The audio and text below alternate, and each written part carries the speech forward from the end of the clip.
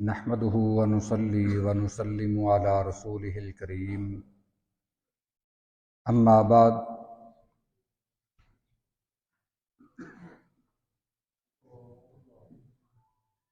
سیدنا ابو ہریرہ رضی اللہ تعالی عنہ بیان کرتے ہیں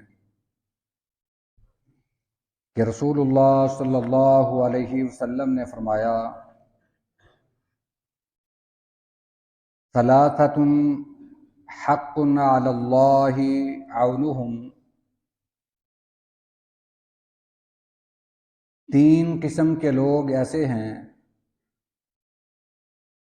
جن کی اللہ تعالی لازمی مدد فرماتے ہیں۔ المجاہد فی سبیل اللہ، اللہ کی راہ میں جہاد کرنے والا، والمکاتب الذی یرید الاداء، اور دوسرا وہ شخص جو غلام ہو اور اپنی آزادی کے لیے اپنے مالک سے مکاتبت کر لے، والناکح الذی یرید العفاف، اور تیسرا وہ شخص جو پاک دامنی اختیار کرنے کے لیے نکاح کا ارادہ کرتا ہے۔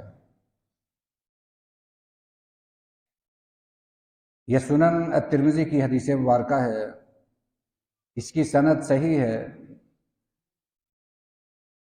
اس حدیث میں نبی کریم صلی اللہ علیہ وسلم نے تین ایسے بندوں کا ذکر فرمایا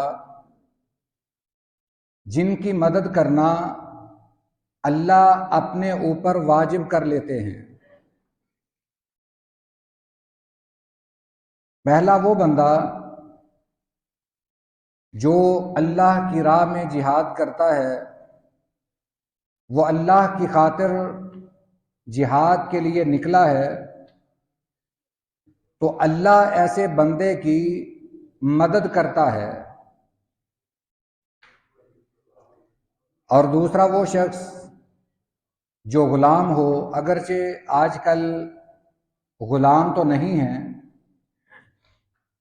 چونکہ حدیث مبارکہ کا یہ ٹکڑا ہے تو اس لیے اس سے یہ معنی لیا جا سکتا ہے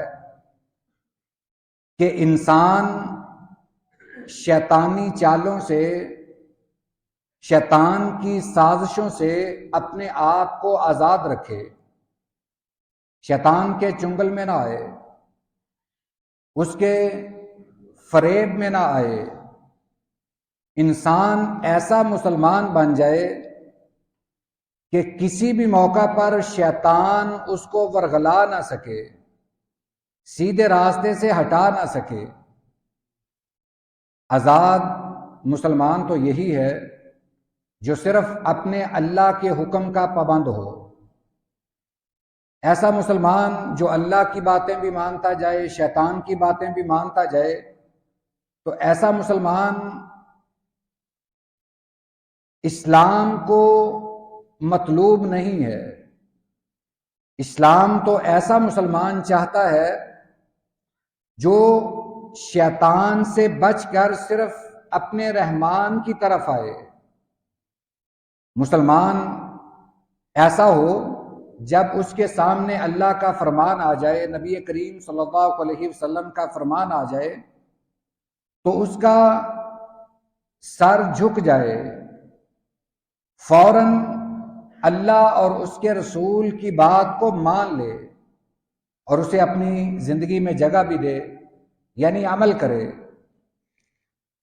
اور تیسرا حصہ جو ہمارے باب سے متعلق ہے، آپ نے فرمایا کہ جو شخص پاک دامنی اختیار کرنے کے لیے نکاح کرتا ہے، نکاح کا ارادہ کرتا ہے، اللہ اس بندے کی مدد فرماتے ہیں۔ نکاح ایک مقصد کے تحت ہوتا ہے۔ نکاح چونکہ اللہ کی طرف سے انسانوں کے لیے ایک باضابطہ قانون ہے، جو اسلام میں بھی ہے، اسلام سے پہلے بھی تھا، زوجین کو قریب لانے کے لیے اور ایک دوسرے کے لیے حرمت کا رشتہ قرار دینے کے لیے اللہ نے نکاح کی اجازت دی ہے۔ اور اگر کوئی شخص یہ چاہتا ہے کہ پاک دامنی اختیار کرے، اپنی نظروں میں حیا پیدا کرے، غلط کاریوں سے محفوظ رہے، دنیا کے جتنے بھی ایسے خرافات والے کام ہیں ان سے اپنے آپ کو بچانے کے لیے نکاح کی کوشش کرتا ہے کہ میں نکاح کروں گا تو میں ان گناہوں سے باز آ جاؤں گا، اللہ ان گناہوں سے مجھے محفوظ رکھے گا۔ یہ پاک دامنی کا جب جذبہ لے کر انسان نکاح کا ارادہ کرتا ہے پھر اللہ بھی اس کی مدد فرماتے ہیں۔ کئی صحابہ اکرام کے واقعات ہمارے سامنے ہیں کہ جن کے پاس شادی کے لیے اخراجات نہیں تھے، حق مہر دینے کے لیے ان کے پاس کوئی درہم و دینار نہیں تھے، مگر جب انہوں نے پاک دامنی کا راستہ اختیار کرنے کے لیے یہ ارادہ کیا تو پھر اللہ نے ان کی غیبی مدد فرمائی۔ یقیناً یہ 3 وہ خوش نصیب انسان ہیں جن کی اللہ تعالیٰ خصوصی طور پر مدد فرماتے ہیں۔ اللہ تعالیٰ سے دعا ہے اللہ ہمیں دین کے مطابق زندگی گزارنے کی توفیق عطا فرمائے۔ وآخر دعوانا ان الحمد للہ رب العالمین۔